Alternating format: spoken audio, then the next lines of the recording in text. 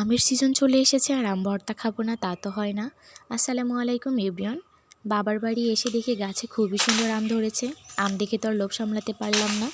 ভাবিকে বললাম, ভাবি চলো আম ভর্তা খাই। একা তো আম ভর্তা খেতে একদমই ভালো লাগে না, অনেকে মিলে এই ধরনের ভর্তা খেতে অনেক বেশি মজা লাগে। ভাবি একটা কুটা নিয়ে গাছ থেকে আম পাড়ছে আর আমি আমগুলো খুঁটছি। আমগুলো কিন্তু বেশিও বড় না আবার বেশি ছোটও না। এই তো আমগুলো প্রথম আম বড় হোক ছোট হোক সবই খেতেই মজা লাগে। যাই হোক, আমগুলো সব এক জায়গায় নেওয়া হয়ে গিয়েছে, এখন একটা পাত্রে নিয়ে নিয়েছি।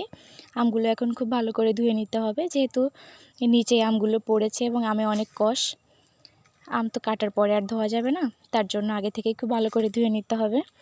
আমগুলো ধোয়া হয়ে গিয়েছে, এখন ভাবি সবগুলো আম একে একে খুব ভালো করে ছুলে নিচ্ছে।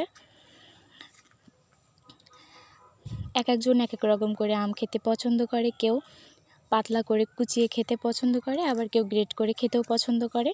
এক একজনের চয়েস এক এক রকম। ভাবি আমগুলো খুব ভালো করে কেটে নিচ্ছে। ভাবি আম কাটতে কাটতে ভাবির বেবি ঘুম থেকে উঠে গিয়েছে। এখন ভাবি আমগুলো রেখে উঠে গেল, মা কাটা শুরু করলো আবার। আমগুলো সব কাটা হয়ে গিয়েছে।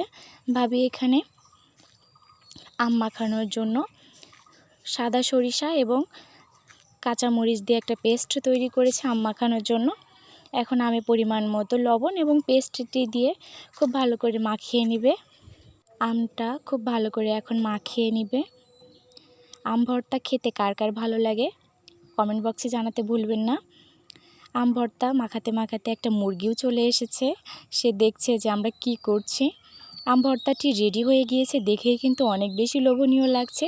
এই ভিডিওটি দেখে কার কার জিভে পানি চলে এসেছে কমেন্ট করে জানিয়ে যাবেন। আমরা যারা শহরে থাকি চাইলেও কিন্তু এই ধরনের খাবারগুলো সবসময় খেতে পারি না। যাই হোক, সব মিলিয়ে আলহামদুলিল্লাহ। আমার ভিডিওটি যদি আপনাদের ভালো লেগে থাকে একটা লাইক করে পাশেই থাকবেন। আমার ভিডিওটি দেখার জন্য সকলকে অসংখ্য ধন্যবাদ।